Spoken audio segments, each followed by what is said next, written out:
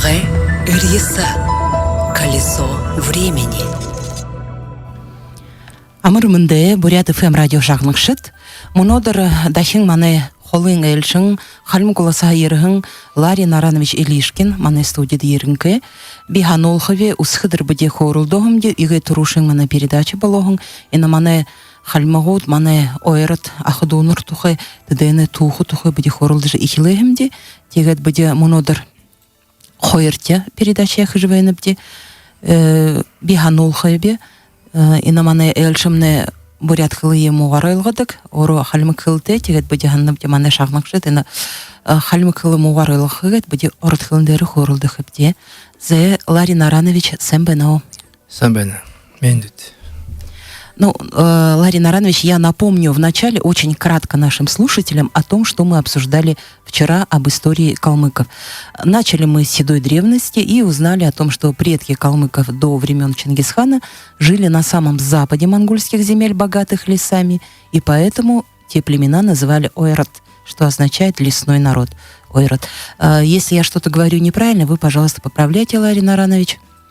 Айраты занимали обширную территорию, так называемого восьмеречья от Алтая до Байкала. То есть в древности предки калмыков и бурят были соседями, и поэтому в союз айратских племен входили и буряты. Вчера мы говорили об этом с нашим гостем. После разгрома Чингисханом большого племени найманов на их земли переселились айраты. Они участвовали в военных походах внука Чингисхана Хулагу, который завоевал Ирак, Сирию и Афганистан. А в период распада Монгольской империи именно айраты, как сильный племенной союз, бросили вызов чингисидам в претензиях на верховную власть. И более того, мы вчера остановились на том, что именно айраты помогли установить в Тибете главенство школы Гелук, и ее лидер получил монгольское имя Далай-лама.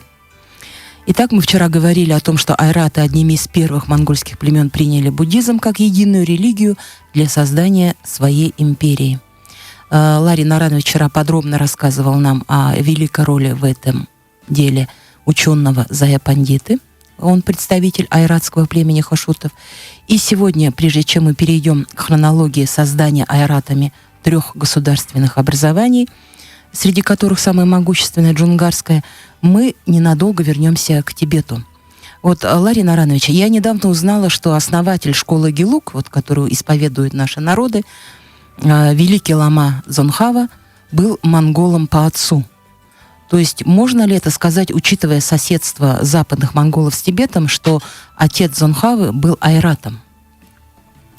Да, отец ламы Цанкапы, айрат из уже исчезнувшего племени Гехор, или еще их называют Джахор, старинное айратское племя. Из него, кстати, вышло множество великих учителей Тибета, в том числе и великий айратский лама Хаванг Цультрам, который разработал астрологию камней, медицинскую астрологию и астрологию стрижек. Также такой великий учитель буддийский, как Джанджа Хутухту, который создал словарь Мергет Гахрынорун и перевел Ганджур и Данджур. Он тоже был гехор. То есть айраты уже одно из племен, по крайней мере, уже плотно общались с Тибетом и уже входили в буддизм. То есть еще с XIV века. Угу. То есть действительно одно из самых одно из племен монгольских, которое раньше всех соприкоснулось с буддизмом. Да, и вот эти представители этого племени сыграли большую роль в развитии буддизма. И для бурят, наверное, будет интересен тот факт, что тот же вот упомянутый мною Джанджа Хутухту был учителем императора Китая и создал монастырь Сандан-Сы. Откуда сандаловый Будда? Да, где хранилась сандаловая статуя Будды Раджи Удияны. В нем служили исключительно, кстати, айратские гелюнги вот в этом монастыре.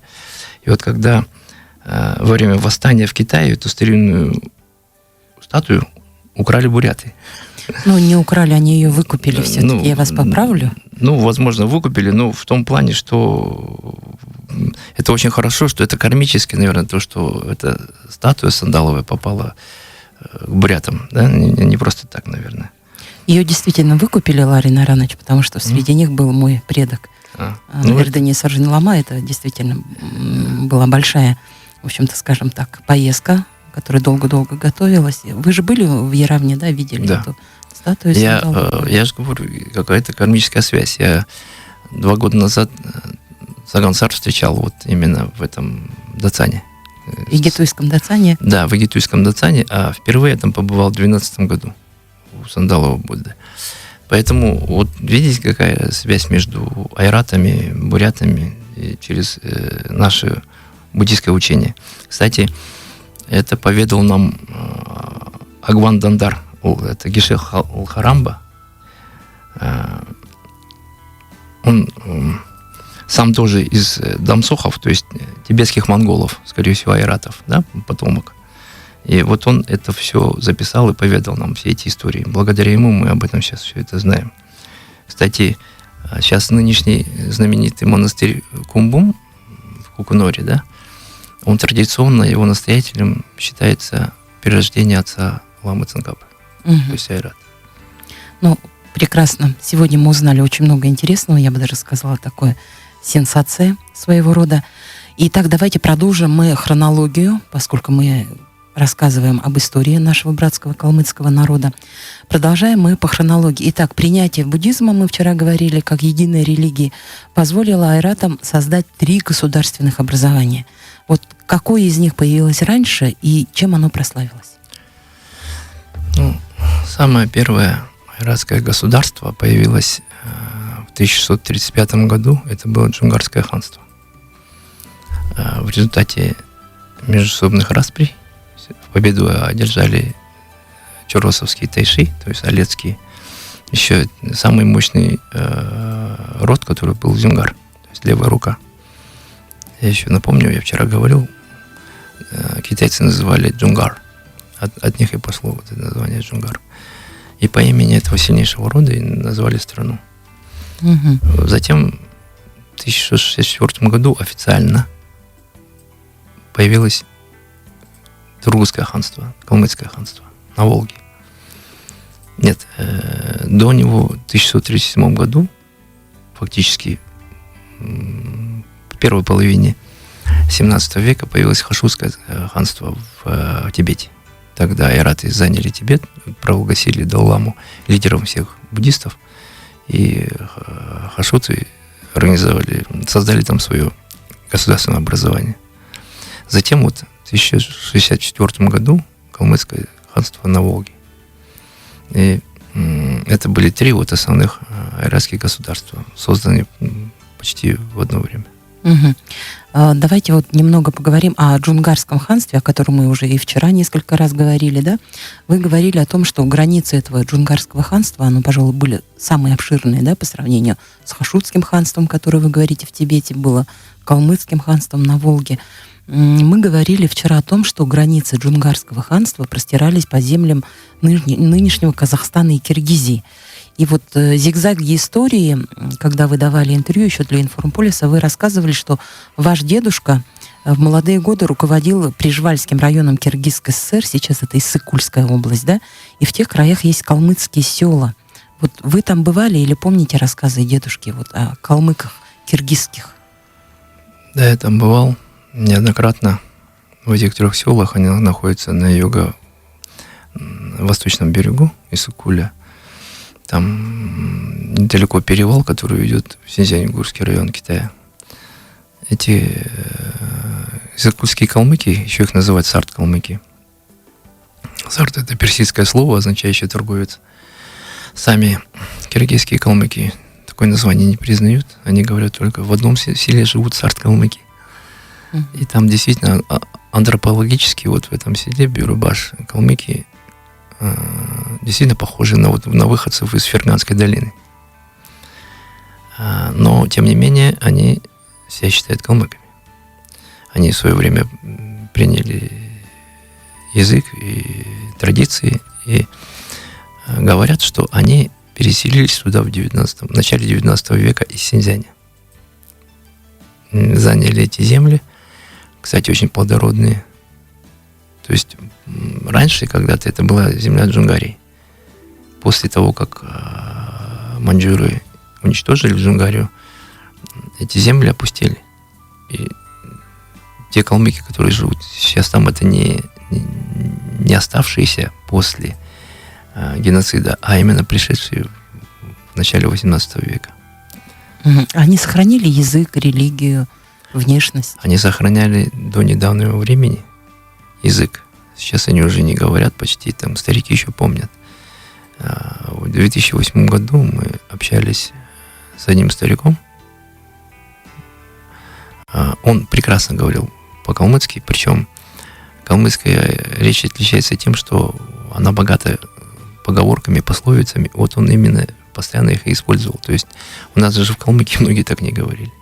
То есть он прямо по-калмыцки говорил? Прекрасно говорил, и одна киргизка, которая живет в этом селе, она сказала, наверняка он со своим братом общается на родном языке, потому что так невозможно помнить язык. Я бабушку встречал, которая помнит, подходили люди уже среднего возраста, которые узнавали, что я из Калмыкии, и пытались говорить, то есть они еще помнили что-то с детства, потому что родители с ними в детстве говорили на калмыцком языке. Как интересно.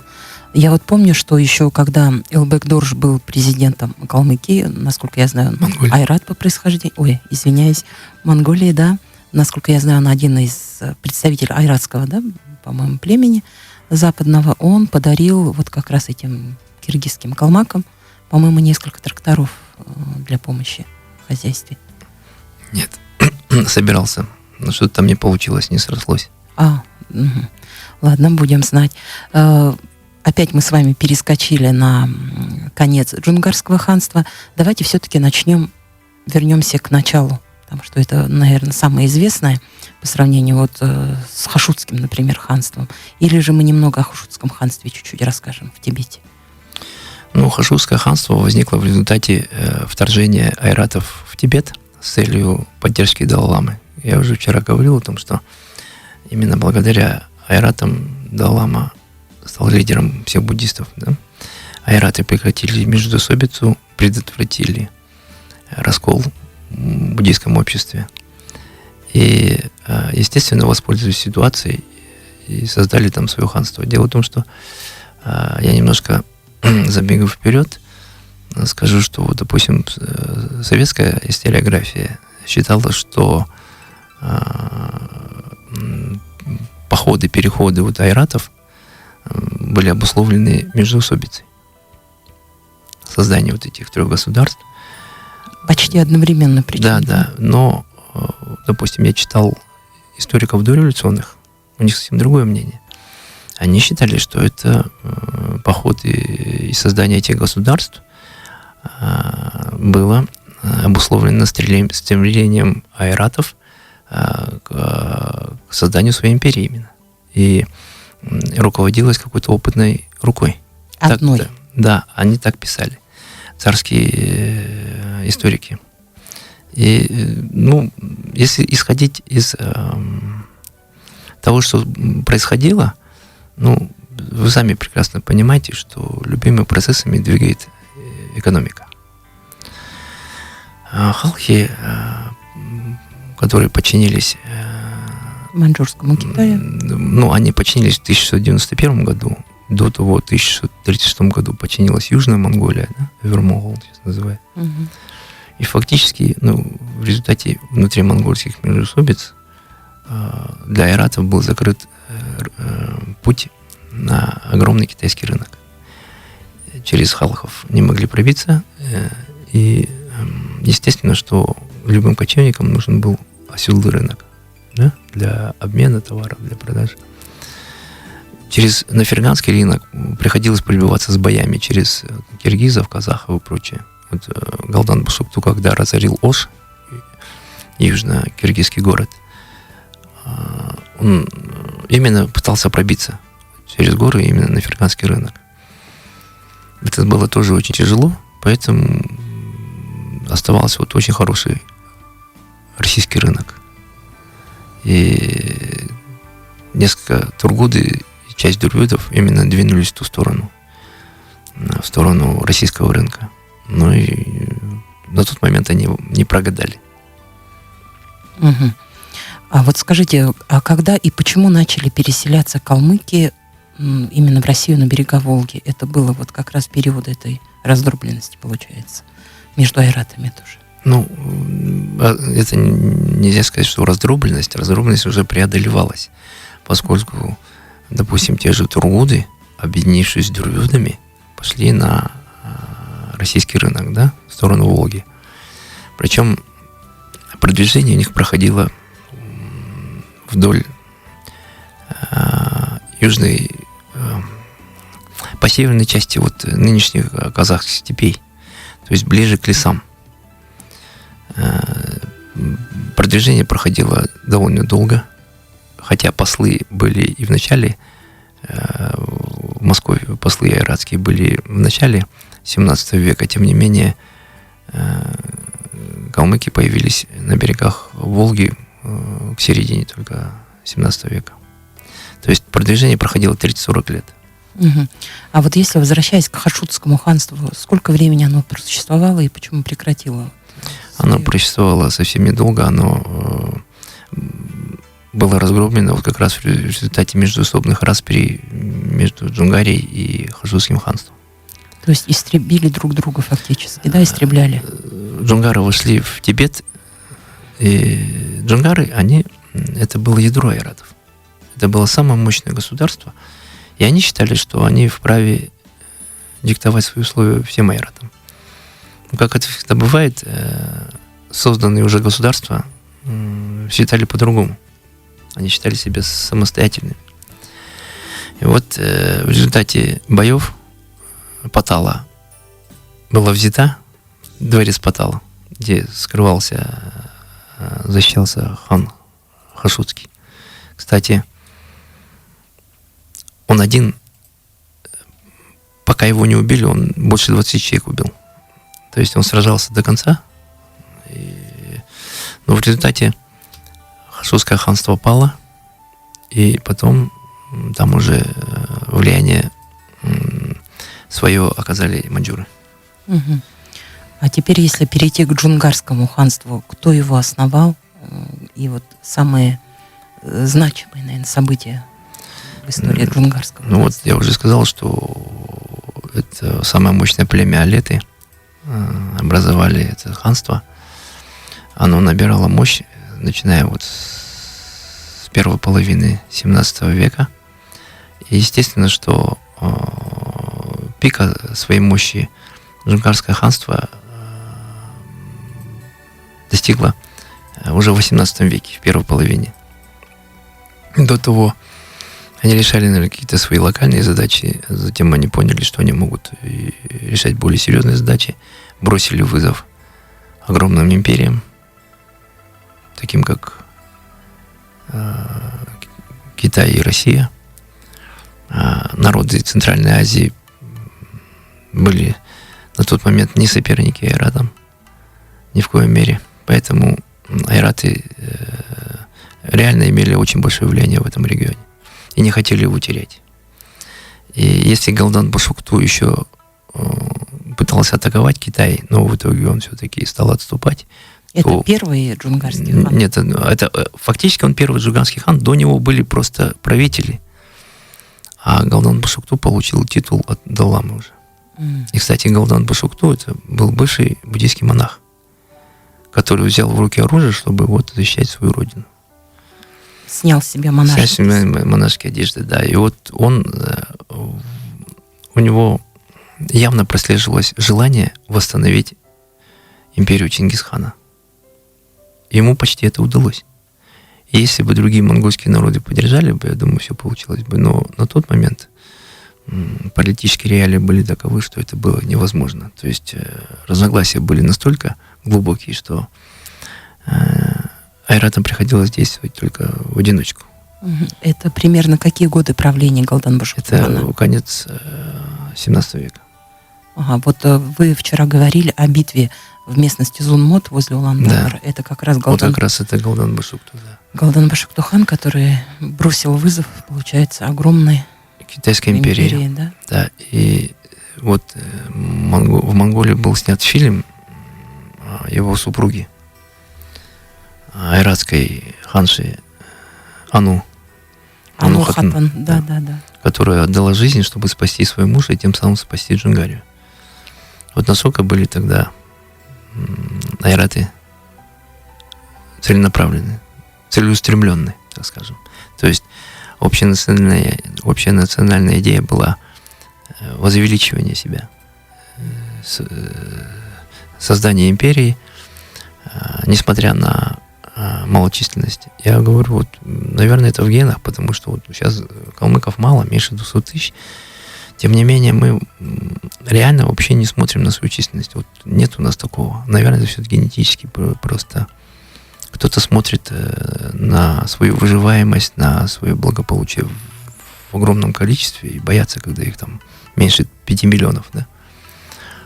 Калмыки как-то к этому нормально относятся и вполне адекватно. И я вам скажу больше, калмыки, живя на Волге уже много веков в составе другого государства, не потеряли имперское мышление.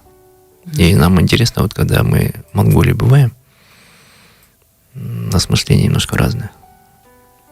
Я тем же братьям нашим в Монголии говорю: ребят, давайте не будем себя считать маленькими. 3 миллиона населения Монголии. Я говорю, если бы нас было бы 3 миллиона, извините, то, я думаю, мы бы горы могли свернуть. Угу. Особенно кавказские, которые соседние, да? Наверное, не будем на эту тему. Да. Это такая шутка. Вот возвращаясь к Галдан Башактухану, вчера вы очень так эмоционально рассказывали об этой битве, которая произошла возле Зонмот. Сейчас вы говорите о том, что, в принципе, ему почти удалось, да, как бы объединить монголов. Вот как вы считаете, почему не получилось? Не обвиняя сейчас никого. Потому что силы были не равны. Почему халхасские князья не поддержали? Халхасские и чохарские, южно-монгольские, они поддержали маньчжур. Поэтому Галдан Башакту не удалось это все сделать. Причем доходило до того, что я в Монголии слышал такие речи, когда мне кто-то говорил: вот мы из-за Галдан Башакту попали под влияние маньчжур. А почему из-за Галдан Башакту? Вот, они же добровольно приняли подданство. Вот Галдан Башакту наступал, и мы вынуждены были. А почему вам бы не принять было главенство родственного Галдан Башакту? Почему к маньчжурам мы шли? Тут очень много разных интерпретаций событий тех лет. Тем не менее, просто надо говорить о том, что на тот момент политическая ситуация складывалась таким образом, что айраты вынуждены были действовать в одиночку. Угу. Да. И я еще говорю о том, я хочу сказать, что почему именно среди айратов буддизм развился очень сильно, потому что мы реально были независимые, и нам реально нужна была прогрессивная, мощная религия, единая. А так как маньчжуры были язычниками, естественно, остальные монголы, попав под их влияние, уже не могли так сильно развивать буддизм. Хотя сейчас существует такая теория в Монголии, что вот китайцы специально заставили монгол принять буддизм, чтобы ослабить их. Такие вот детские какие-то отговорки, люди, которые ничего не знают, не изучали, не читали, от какого-то дяди, бабушки, дедушки в юрте наслушаются пьяных разговоров и начинают потом это выдавать как научное суждение. Но это несерьезно. Все факты говорят совершенно о другом. Айраты, 3 айратских государства никому не подчинились и сражались до конца, и погибли. И все они были буддийские. И это подчеркиваю. В этих государствах не было ни одного шамана. Угу. Вот вы говорили, что... И поэтому нас так мало. Сейчас айратов, даже меньше миллиона, если всех собрать, по миру. И на тот момент был 1 миллион. И почти своем погибли. Почему нас таки мало? Пока все остальные под кем-то пасли скот, размножались, айраты в это время воевали, и они были буддисты. Поэтому все разговоры о том, что буддизм кого-то ослабил, наверное, наоборот. То, что не приняли буддизм вовремя, вот это их и ослабило. Айраты приняли буддизм вовремя и остались сильны духом и по сей день.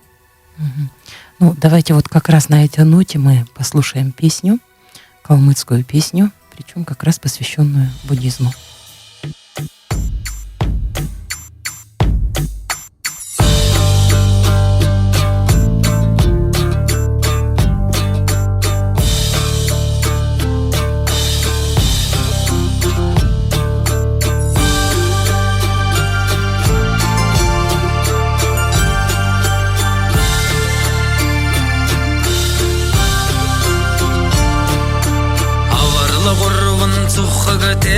Алсалауга залварже харра хурмагугар антне бүкүндөн иткилте оммани падеме хом оммани падеме хом оммани падеме хом оммани падеме хом үзүлүкче бурхнави үннү ясна намудви үлзәмүрдә харгыкте үргүлжи хамте авыртын оммани падеме хом оммани падеме хом оммани падеме хом оммани падеме хом эндеролна шаттеви ргандалда шалеви харгомон хак белевси хачрай газар замчеви оммани падеме хом оммани падеме хом оммани падеме хом оммани падеме хом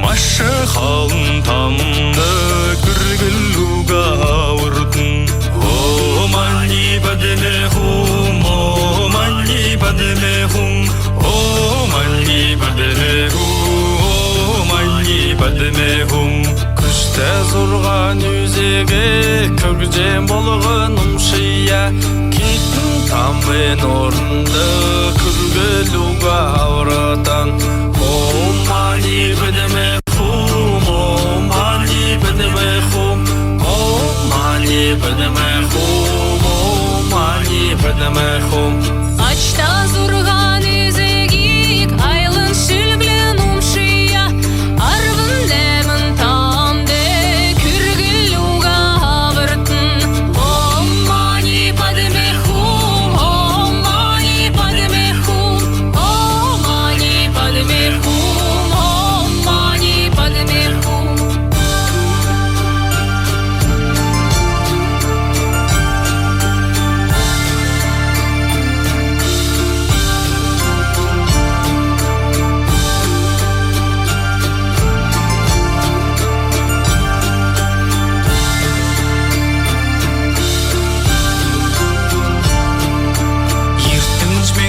Бишиге ирдин өкцүл олым би Ютхе юкхын нурдасы ирдин буйындан кетселдин Омани падеме хум, омани падеме хум Омани падеме хум, омани падеме хум Сансыр менке бишиге саммо явда эрвен би Сен буйын үлче Шамдана кетсеге Омани падеме хум, омани падеме хум Омани падеме хум, омани падеме хум Оршның менке бишиге олтхе береке күмни би Олсын деде бойым би, олсын би хәрім би Омани падеме хум, омани падеме хум Омани падеме хум, омани падеме хум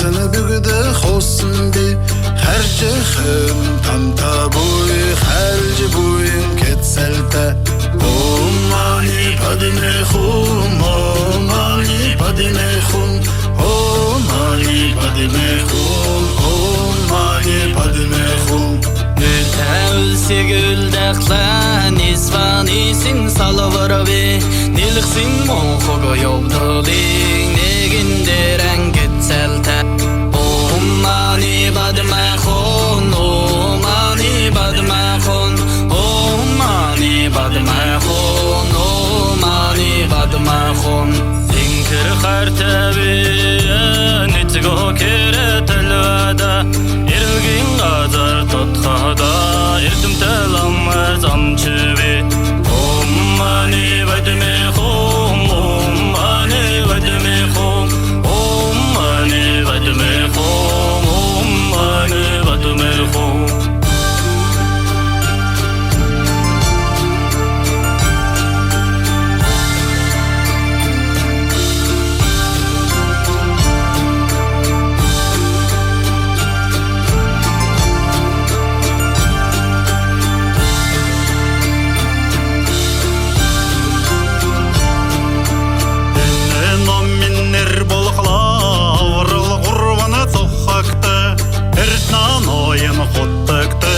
Şülgün holo nərülüv O mani pedme hum O mani pedme hum O mani pedme hum O mani pedme hum Xotek derya balladan Xurma xanzarsan tetkivi Kelensin düden erleğen Burxana bulağı boletxa O mani badme hum O mani badme hum O mani badme hum O mani badme hum Mani padme hum Om mani padme hum Om mani padme hum Om mani padme hum Дорогие радиослушатели, мы с вами прослушали калмыцкий такой буддийский гимн Мактау. Как раз мы говорили о том, как принятие буддизма айратами позволило им создать 3 хороших таких сильных государственных образования. И мы перешли к самому большому из них, это Джунгарское ханство. Рассказали о Галдан-Башактухане, о котором очень тоже много известно в Бурятии. А вот какие еще ханы джунгарские оставили свой след в истории, Ларин Аранович? Ну, во-первых, Цевен Рабдан, который фактически подмял под себя Центральную Азию. Да, известно его вторжение в казахские земли. Это 1723-28 годы, 3 вторжения. Это время называется у казахов Актабан-Шубрынды, то есть время великих бедствий. Тогда 25 тысяч айратов вторглись и причинили очень много урона соседям. Очень серьезную роль в мощи Джунгарского ханства сыграл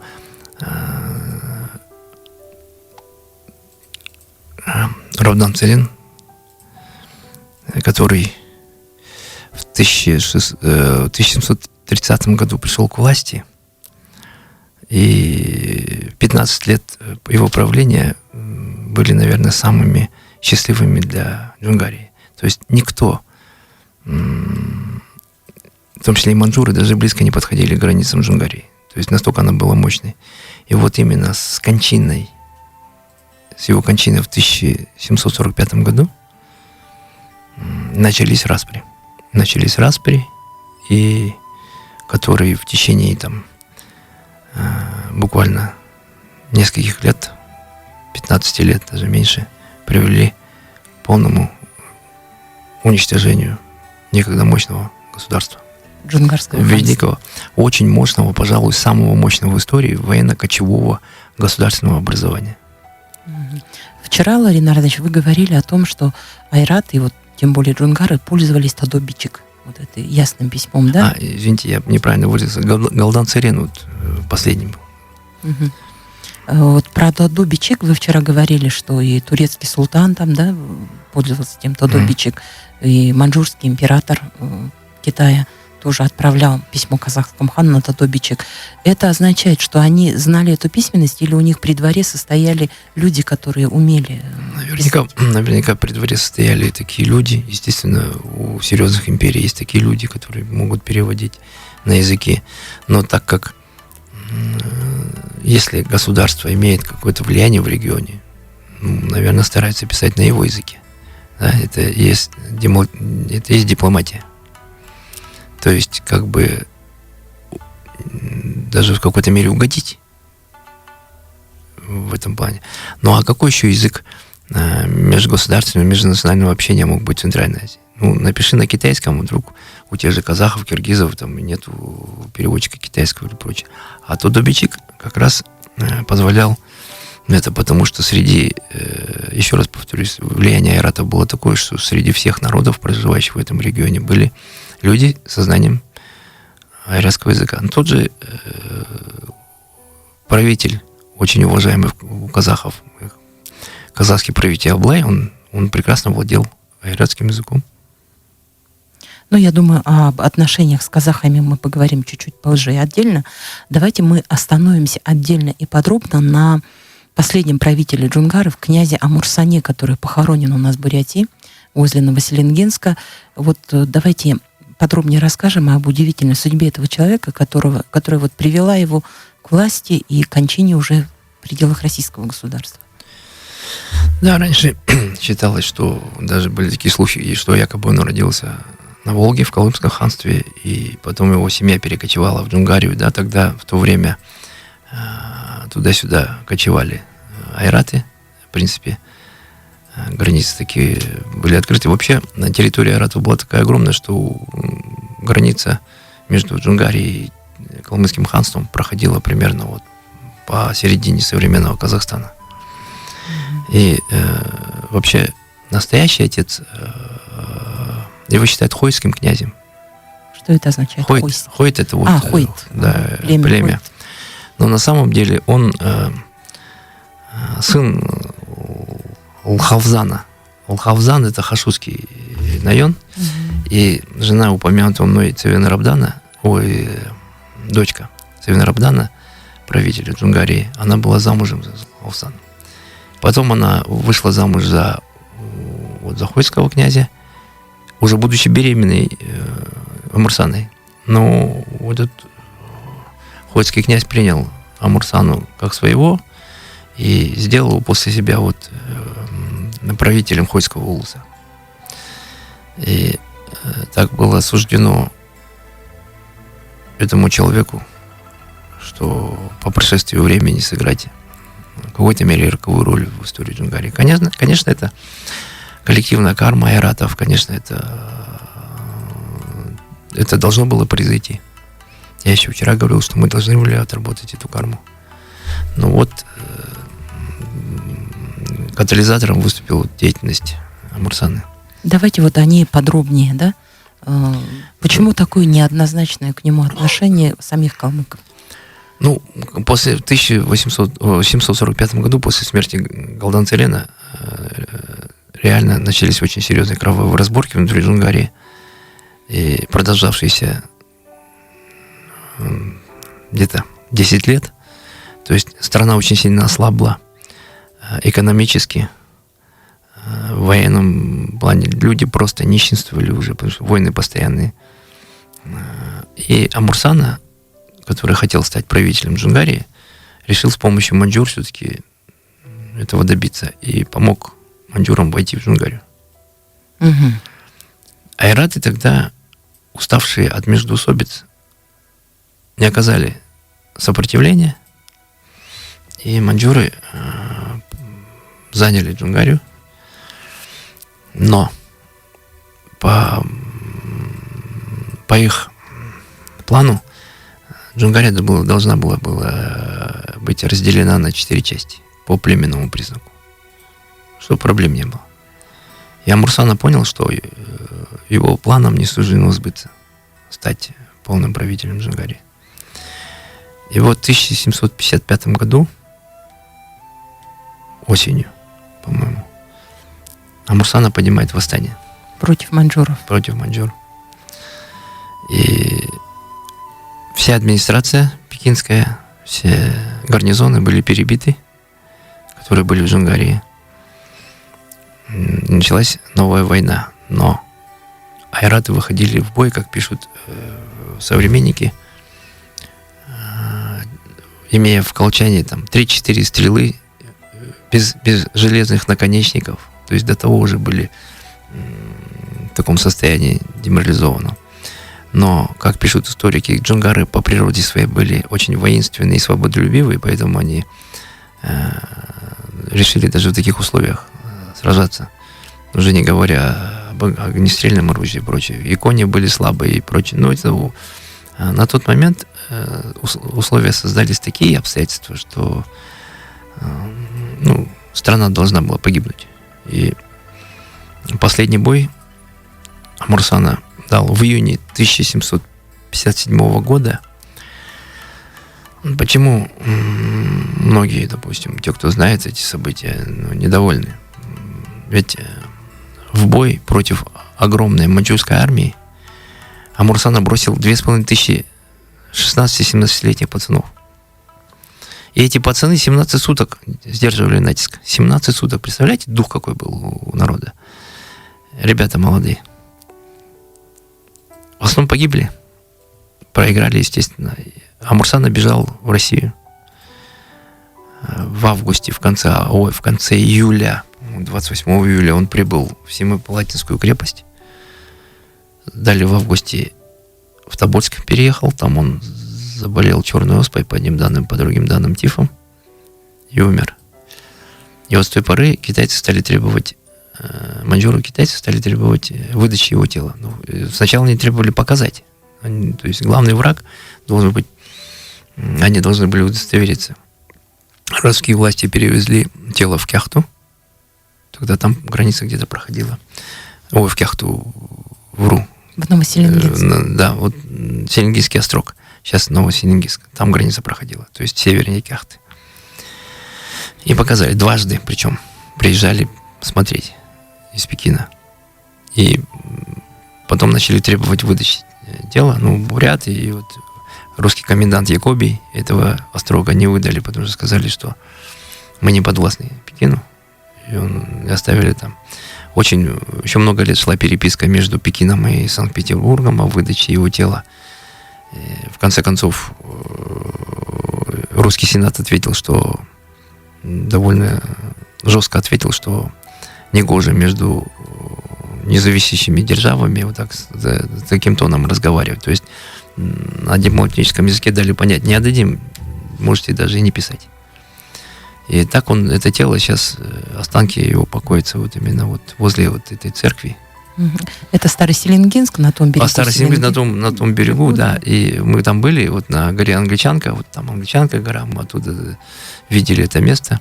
Примерно мы были в библиотеке местной, изучали, там карта есть даже интересная, там изучали, где что располагалось в том остроге, и примерно где он похоронен, мы примерно знаем, где он похоронен. И я хочу дополнить, значит, его тело, его останки, его имя не должно быть и после смерти его поводом для раздробленности. Почему? Потому что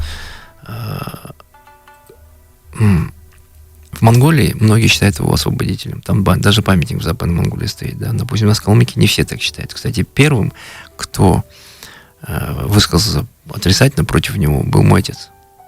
Потому что он посчитал, что Амурсана сыграл вот эту роковую роль. В Монголии же считают его освободителем. Даже там были легенды, что вот Амурсана переродится в России, вернется и освободит Монголию. Это ходили вот эти все века по Монголии такие легенды. И даже русские путешественники, которые в то время, тоже Приживальский и прочие, которые проходили мимо по Монголии, они вспоминали в своих записях, что к ним на стоянках подходили монголы и спрашивали, когда придет с вашей территории Амурсана, мы его ждем. И знаете, Так получается, он пришел. Это Джалама. Джалама, который пришел из России и освободил Западную Монголию, это калмык по фамилии Санаев. Ну, я думаю, об этом мы отдельно. Да, просто я хочу сказать, что он себя называл Амурсаной. Мгм, понятно. Ну, я тоже хочу сказать, что Амурсана — это очень популярное имя тоже у бурятов встречается, да, и более того, есть бурятский героический эпос Шанабатор, в котором одним из прообразов, такой собирательный образ, считается Амурсана. А вот давайте вернемся вот к тому, что вы говорите, Амурсана бежал в Россию. Почему он бежал именно в Россию? Не побежал, допустим, в Среднюю Азию или в Тибет? Ушел. Наверное, Россия ближе была. Во-первых. Во-вторых, он понимал, что Россия — это конкурент Китая.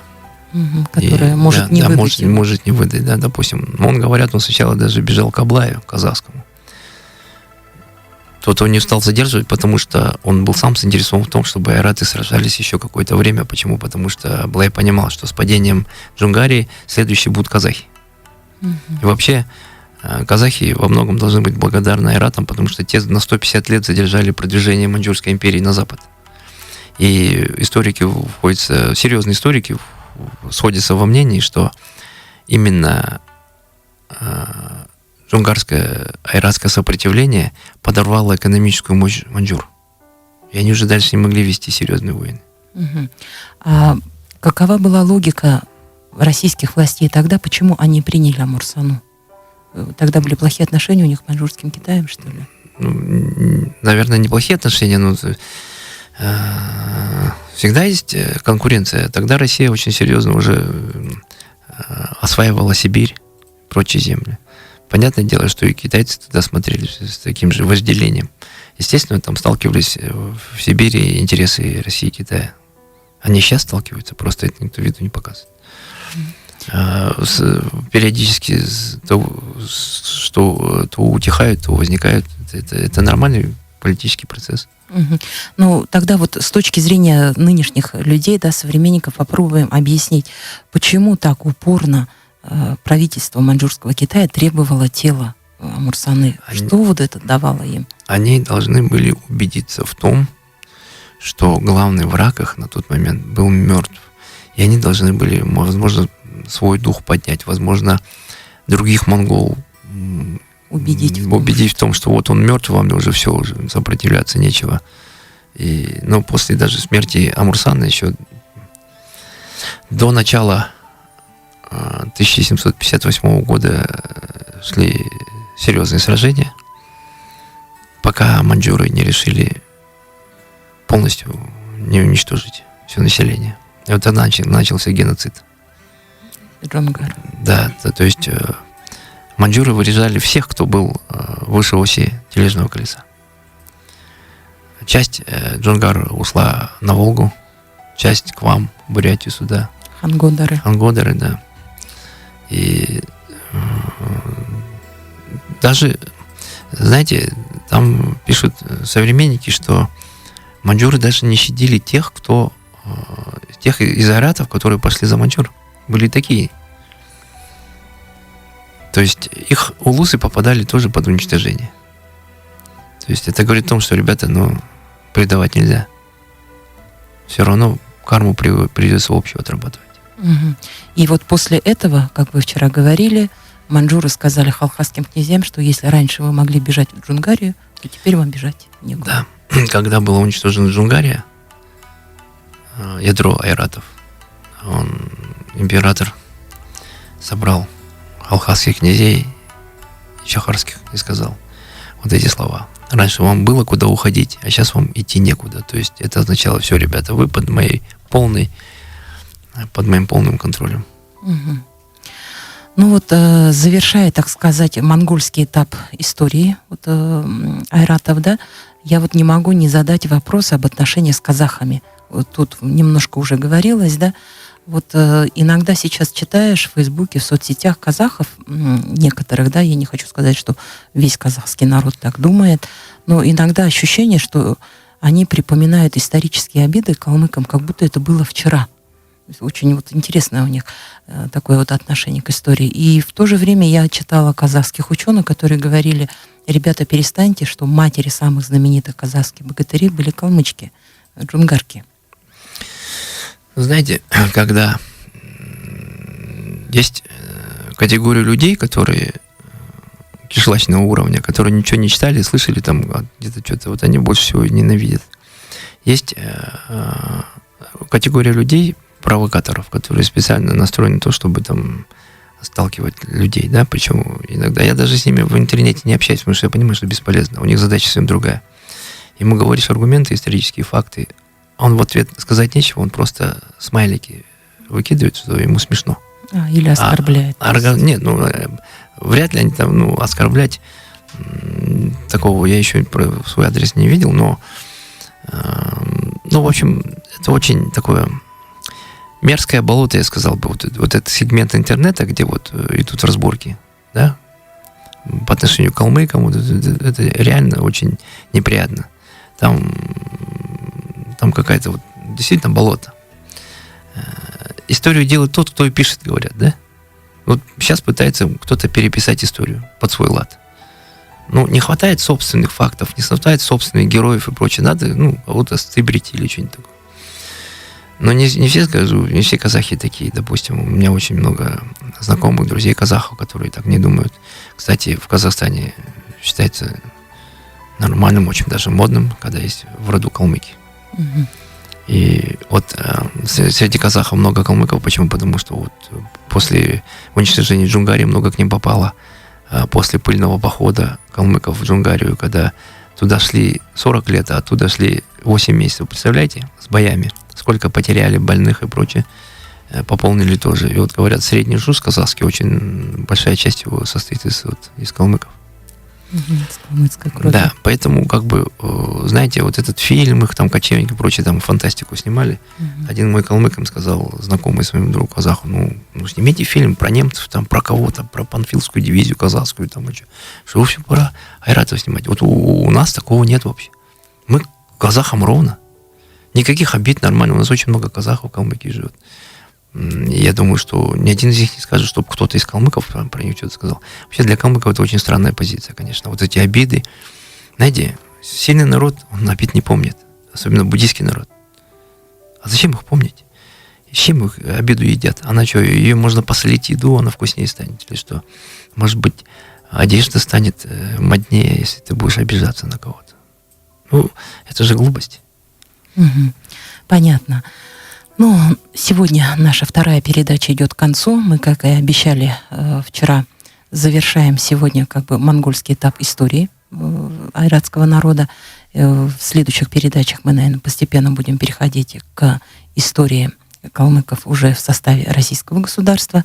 А завершить сегодня мы хотели бы этой такой интересной темой. Сегодня у нас сейчас идет Буин-Тасар, Урсар. Вот как соотносится любовь к мясу кочевников, наших народов, да, и вот этот пост в такой Буин-Тасар. Да, Урсар вообще это название буддийское. И я так думаю, что наши предки еще до принятия буддизма соблюдали этот пост. Ведь Урсар совпадает с временем Макота, со временем стрижки. И наши предки в это время не ели мясо. Питались кисломолочными продуктами, в том числе и, наверное, естественно, бортики и прочие мучные изделия. То есть говорят, что не только Урсар, вообще до осени не употребляли, пока скот нагуливал вес. Естественно, алкоголь не пили, табак не курили. С приходом буддизма это стало вообще нормой, это стало еще и духовным очищением. Знаете, почему? Потому что в Урсар Буин-Тасар вы называете очень сильные энергетические дни. Почему вот вы называете бурят его Буин-Тасар? Потому что в этот момент, в это время накапливается очень серьезный буин. А буин нам необходим человеку для удачи, здоровья, благополучия. Он кончится буин, человек умирает.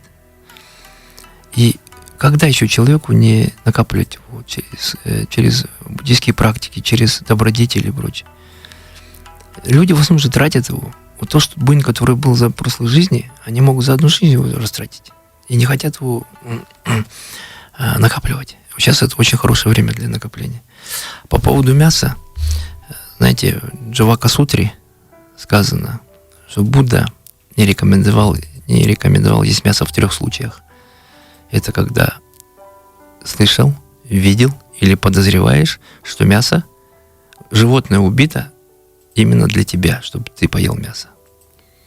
И можно есть мясо, если ты не видел, не слышал и не подозреваешь, что мясо убито, животное убито для тебя, что ты можешь. И среди 10 видов мяса, не рекомендованный Буддой к употреблению, нет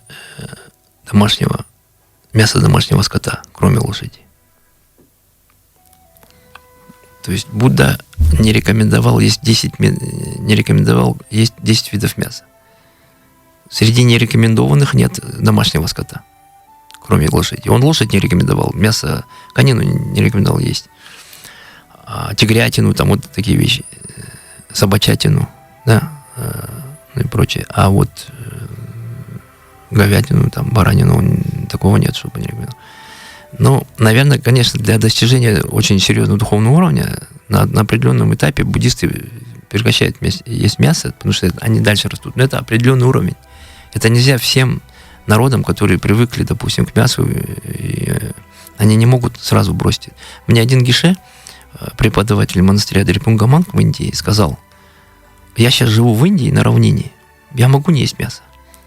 Но те люди, тибетцы, которые живут высоко в горах, в таких условиях, они не могут без мяса, они просто умрут. Поэтому здесь никаких противоречий нет. Есть определенный уровень, который достигается, и когда вы сами уже доходите до такого уровня, когда вы знаете, что мясо не есть.